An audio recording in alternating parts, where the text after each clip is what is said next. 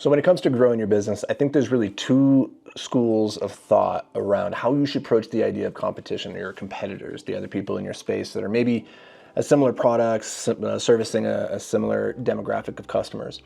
The first camp is the camp that believes you should just put your head down, focus on what's in front of you, focus on what you're doing to the best of your ability, ignore the competition, and just stay in your lane and just make the absolute best thing that you can to service your own customers. And I think there's a lot of wisdom in this, because often when it comes to the competition, if you allow yourself to go pay attention to what they're doing, you can very easily start to create products and services or processes in your business based off of the ghosts that you see presented in your competitors' marketing or in their products, right? And not necessarily paying attention to what it is that your customers are asking you for. So on the one hand, I can see the rationale behind the idea of just ignoring your competition. And if there is an aspect of this advice that I do agree with, it's that you shouldn't compare yourself and then judge yourself as a result and say, oh, we're doing worse and feeling bad. Because I think that's the real problem with comparison, is not that you're making the comparison, it's the judgments that you make about your self-worth or about the value of your business as a result of that judgment. Now, I am in the second camp, school of thought when it comes to competition, which is that you are leaving money on the table if you are not paying attention to what your competitors are doing, if you're not actively funnel hacking them. So funnel hacking is a term which just simply means you get into their ecosystem by buying a product or signing up for their emails or their newsletters or subscribing to their YouTube channels, like whatever it is. You get into their ecosystem as though you were a customer, and then you pay attention to the cultivated user experience that they've created to take their customers or their cold leads and graduate them up to paying customers. So you pay attention, you sign up for their lead magnet, you look at their landing page, you figure out why you make some informed decisions about why they laid it out the way that they did. You pay attention when they make tweaks, and you can then devise, oh, why did they make this tweak? Was it because this was working better than that thing? You can pay attention to the emails that you're getting, at the cadence, how frequently they're sending those. You can see the deals that they're offering, and then when they do price cuts or when they do upsells, pay attention to every part of the funnel. And when you do this, you can gain some really valuable insights about what's perhaps working and what's not working for them behind the doors. But then also you can come up with some new, fresh ideas about what you could be implementing to service your own customers better. Because at the end of the day, your customers are probably going to be looking at their funnel, your funnel, and then they're going to be, buying from somebody, right? And assume that they're in both of your funnels. You have to ask yourself which funnel is more likely to lead to the desired result. And I think that there's a lot of value in paying attention to what the competitors are doing in that way.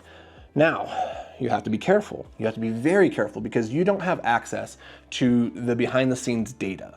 You don't necessarily know what their numbers are, their margins or their conversion rates. You don't know any of that stuff. And so when you see them making a change on a website and you see them swapping out this copy for that copy, and they're now addressing this pain point rather than this other pain point, well, that doesn't necessarily mean that you should do the same. It doesn't necessarily even mean that the one was converting better or worse than the other. There could be other reasons and rationales behind it, and without having the full scope of perspective, you can often make uninformed decisions in the wrong direction. And this is very important. This is one of the reasons why you don't copy what you see them doing. Because if you copy the exterior, then when the machine breaks or it doesn't yield the results that you want, you don't have the knowledge or the experience to be able to troubleshoot it and fix it accordingly. What you want to do when you're funnel hacking is you're gaining inspiration, because as Pablo Picasso said, good artists copy, great artists steal. Now, I'm not saying go steal what they're doing, but take it and ask yourself, would this work better in our context? Is there some inspiration that we can derive from this that we can implement in our own processes? And then start A/B testing. Do some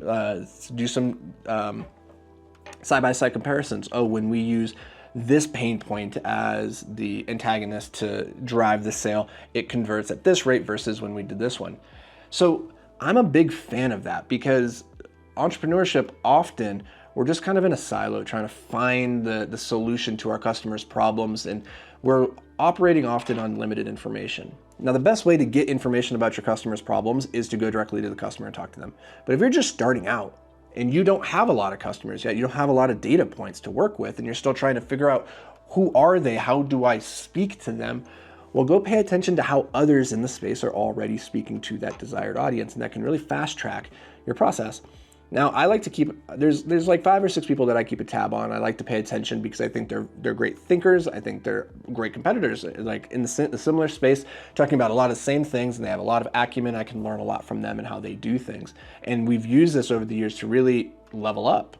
We use this very extensively at Escape Climbing. In fact, that was, and Invictus Capital, now that I come to think about it, because private equity in the real estate space was already a very well-established sector. You know, there's multiple billion dollar companies in that space. So just going and paying attention, how do they speak to the target audience? How do they structure their copy, their landing pages, all that stuff? And then use that, because you don't want to copy, but you do want to rhyme, right? You want to be similar in the consumer's mind, unless your goal is to stand out as the black sheep and be completely different. And that can be good too, but at least do it with intention. Know what the rules are, the rules of conformity, or the rules of that industry, or the expectations within that industry before you break them. Break them with intention. So, hope this brings you some value. Go figure out, your homework here is to go figure out who are some competitors in your space and people who are servicing or speaking to a similar customer. Maybe they're not in the same exact space. They could even be tangential. I think looking at other verticals, other industries, and how they're doing things, and then copying bits and pieces and saying, oh, maybe I can plug that in over here. That can be very effective as well.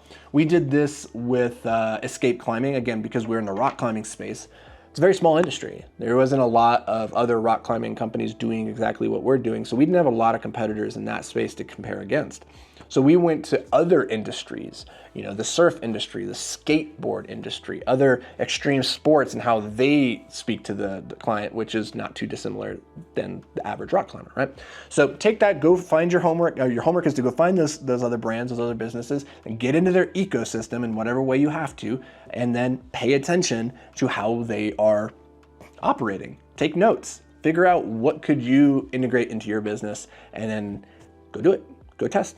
And I'll see you guys in the next video. Until then, stay hyper-focused, my friends.